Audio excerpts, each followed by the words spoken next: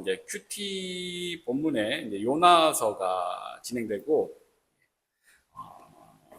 벌써 끝났죠. 나홈으로 이제 넘어갔습니다. 예, 넘어갔는데 오늘은 그 요나서를 통해서 이미 지나가긴 했지만 그동안 이제 한 일주일 정도 묵상하신 그 요나서의 말씀이 요나서가 무엇을 우리에게 말씀하고 있는지 그것을 함께 좀 살펴보고 그 가운데 주시는 하나님의 메시지를 함께 새기는 귀한 시간 되시길 바랍니다.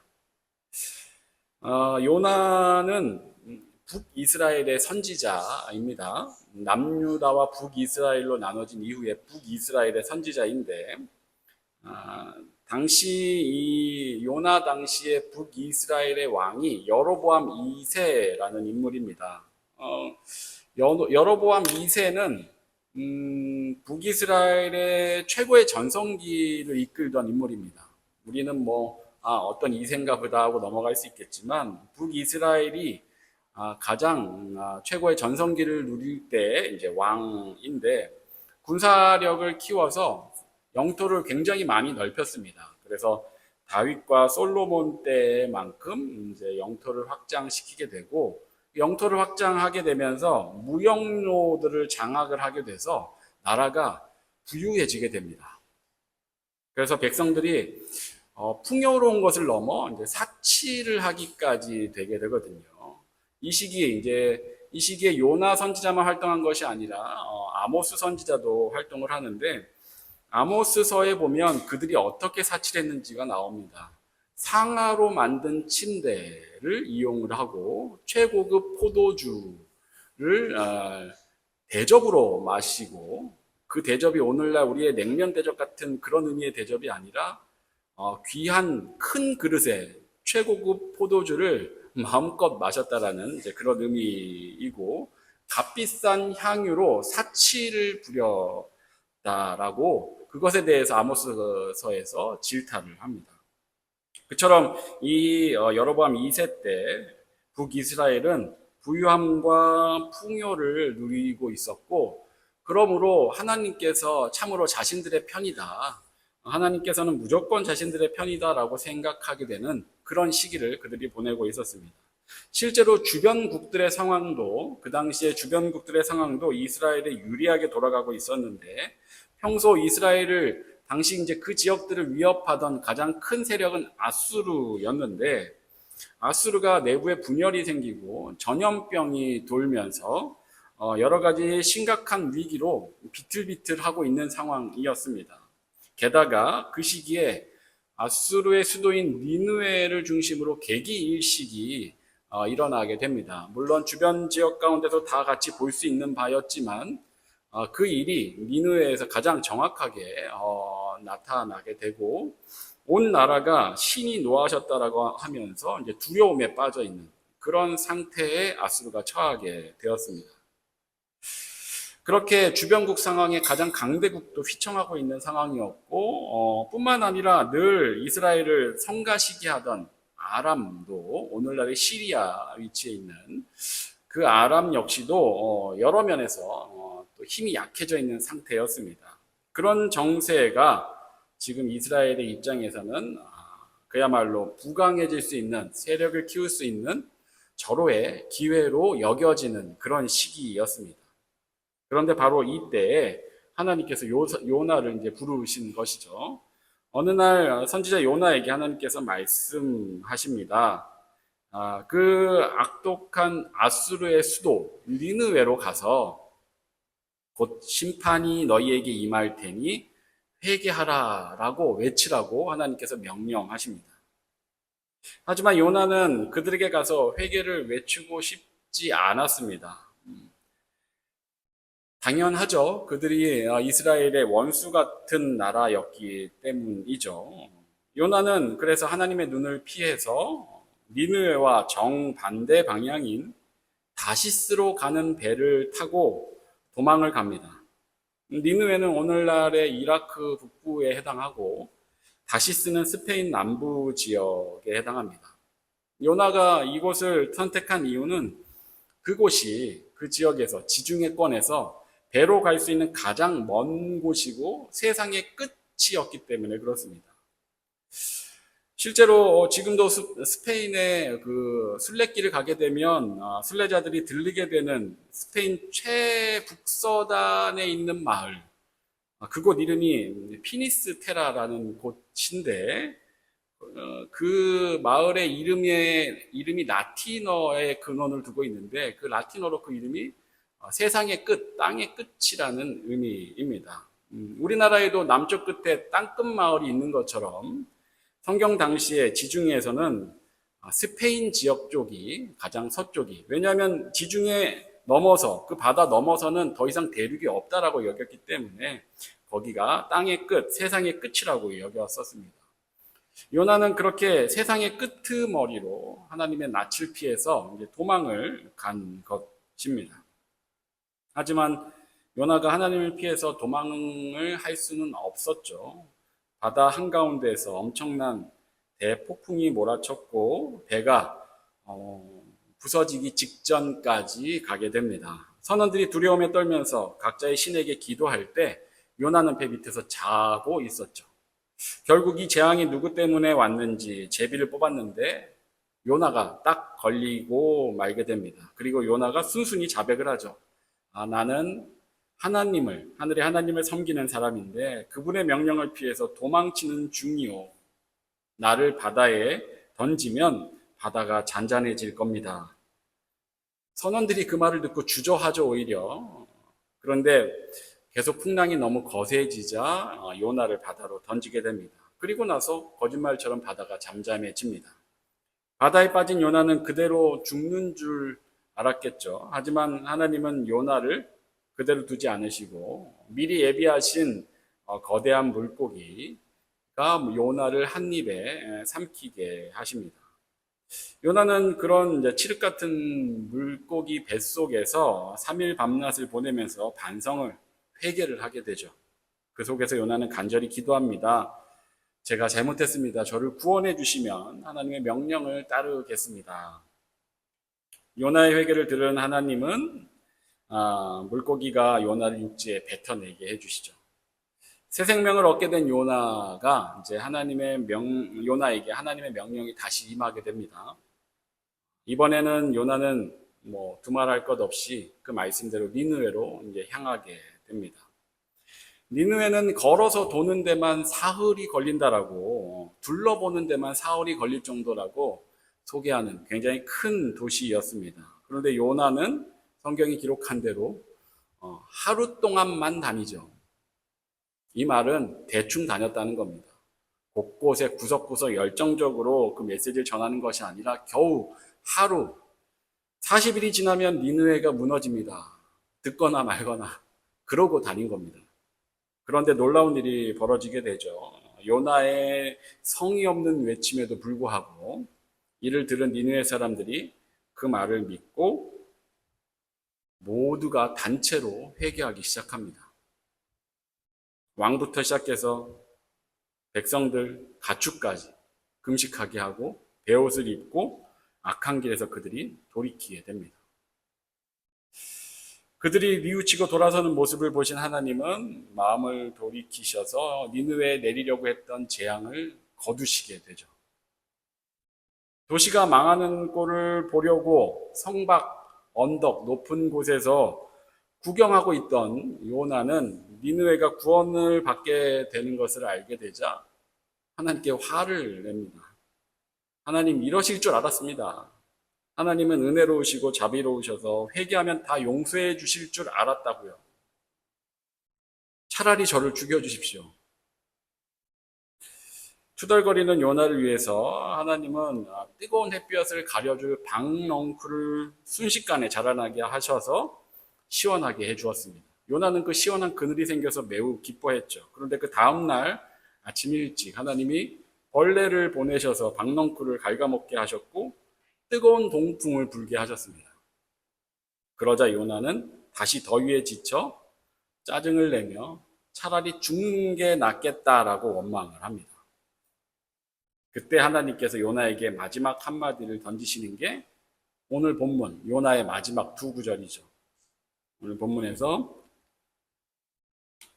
여호와께서 이르시되 내가 수고도 아니하였고 재배도 아니하였고 하룻밤에 났다가 하룻밤에 말라버린 이 박넝쿨을 아꼈거든.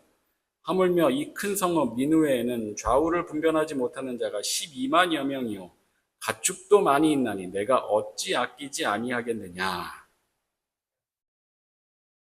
이렇게 하나님의 마지막 말씀으로 요나서가 끝이 납니다.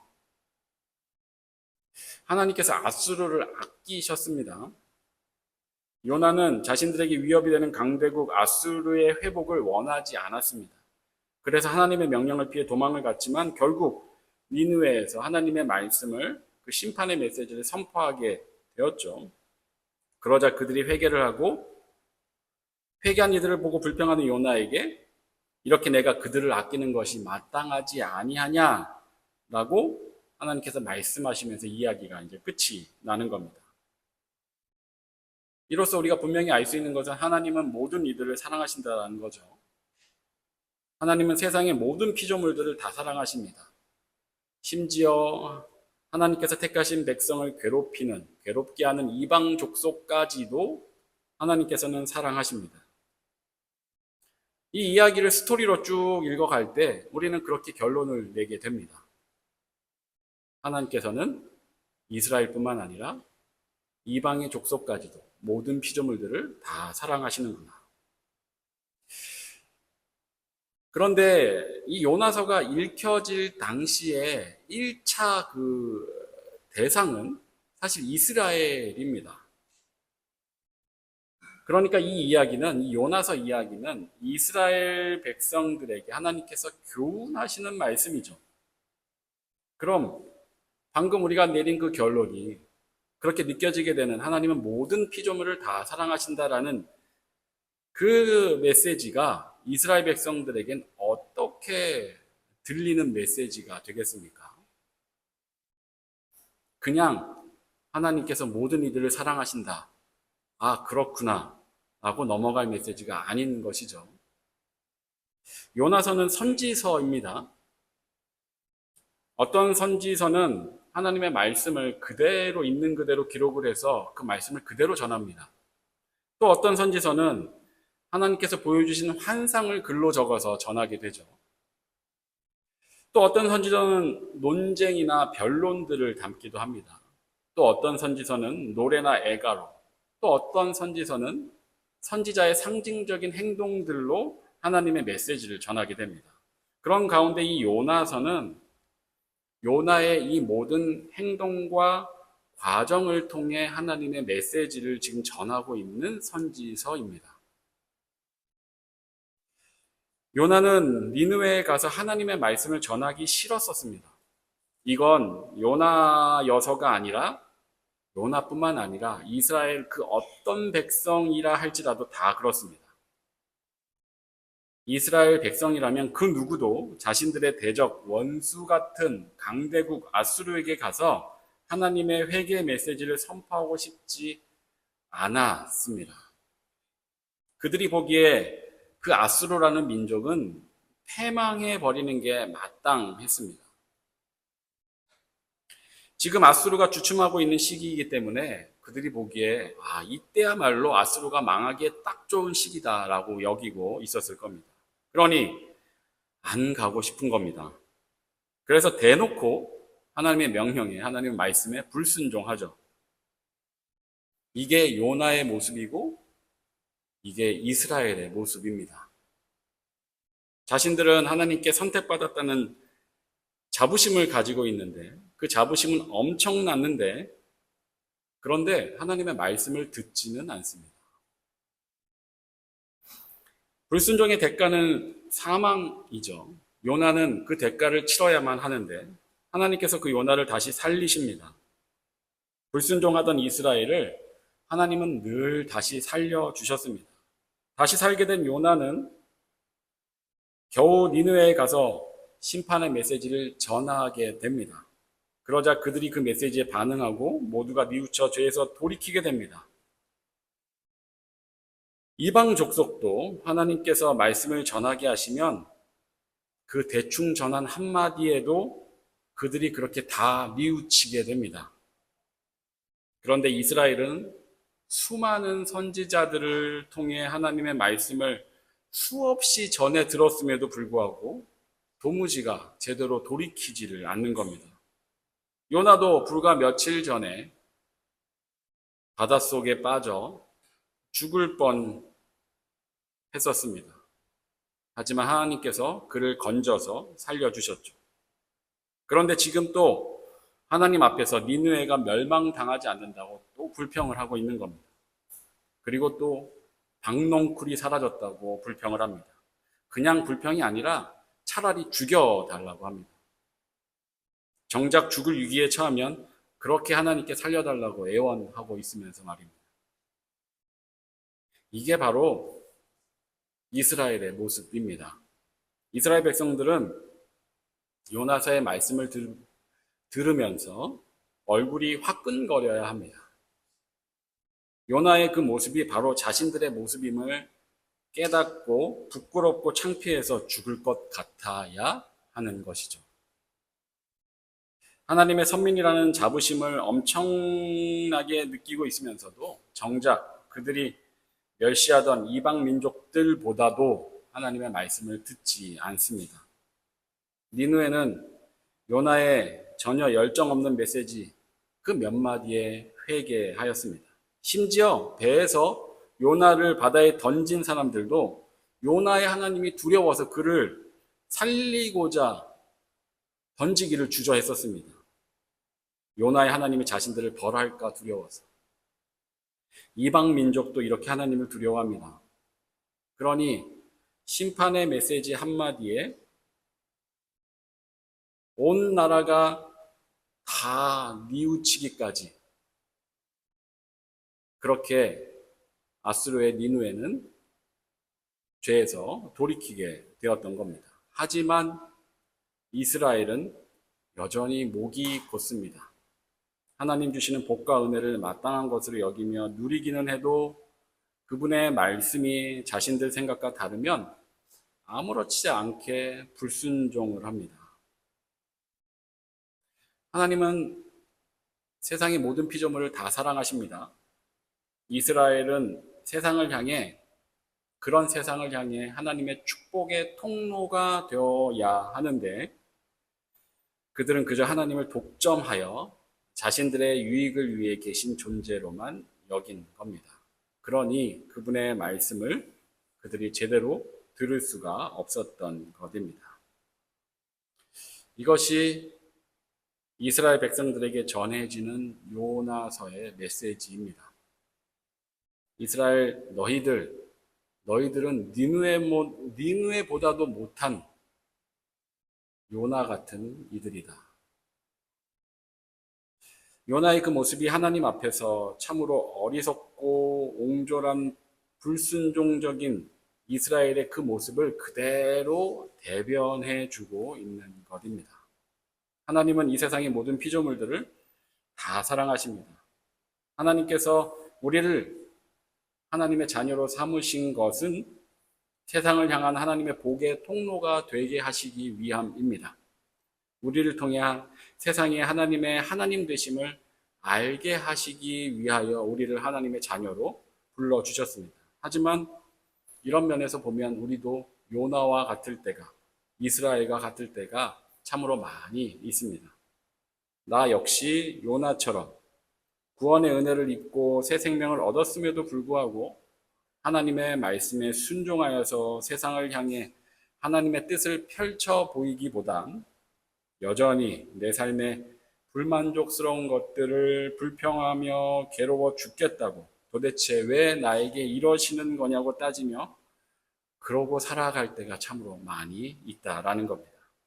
박농쿨 하나에도 죽여달라 하는 요나의 그 모습이 바로 우리의 모습인 것입니다. 하나님은 세상 모든 피조물을 사랑하십니다. 그리고 하나님은 하나님의 자녀된 우리를 통해 그 세상을 살리길 원하십니다. 이를 위해 내가 먼저 하나님을 바르게 잘 알고 그분의 뜻에 발맞춰 순종해야 하는 것입니다. 그렇지 않으면 우리 역시 계속해서 요나처럼 이스라엘처럼 니느웨보다 못한 그런 자들이 되고 마는 것입니다. 요나스의 이야기를 통해서 나를 구원하신 하나님의 그 뜻을 잘 깨닫고 하나님께 순종하기 위해 더욱 애쓰는 우리 모두가 되시길 진심으로 축원합니다. 기도하겠습니다. 주님, 오늘도 우리가 주님 말씀 앞에 서게 하여 주시니 참으로 감사를 드립니다. 말씀을 통해 이방 족속들보다 못한 요나와 이스라엘 모습을 봅니다. 그 모습이 바로 우리의 모습임을 고백합니다. 내 삶의 크고 작은 불평거리로 하나님께 매달리는 것을 넘어 내가 하나님의 복의 통로가 되기 위해 하나님께 순종하며 하나님의 뜻을 이루는 자가 되게 해달라고 더욱 매달릴 수 있는 그런 우리가 되게 하여 주시옵소서. 감사를 드리며 예수 그리스도 이름으로 기도합니다. 아멘.